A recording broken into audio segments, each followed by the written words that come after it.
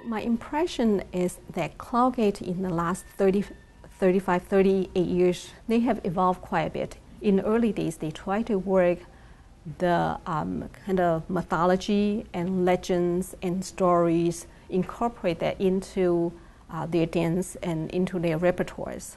Now, that has quite an educational value to it, and it connects with the audience.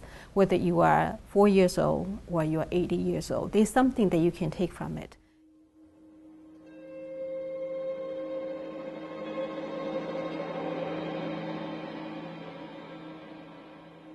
As a child, whenever we go to Cloud Gate, we often got home and talk a lot about details, because in the performance, Hwai-Min usually use some elements I remember that we are familiar with. I remember once that my grandmom was visiting us, and after coming back from the show, my mom and my grandmom were talking about drying the rice grain in front of the house.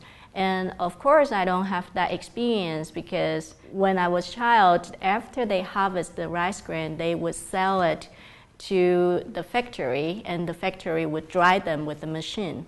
But for my mom and my grandmom, that's their work after the grain is harvested.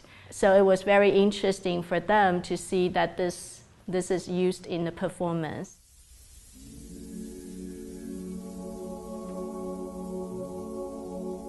Cloud Gate is not just, it represents not just a dance troupe. It really presents a group of cultural ambassadors. For the American audience, I think Cloud Gate can be also a great treat. Although you may not see some of the traditions and folklore being played on stage, but what you can see is the purity, the art and the movements and the spirit and the energy that's involved in there. And I think this is a universal language to all. And I think the audience will enjoy watching that part.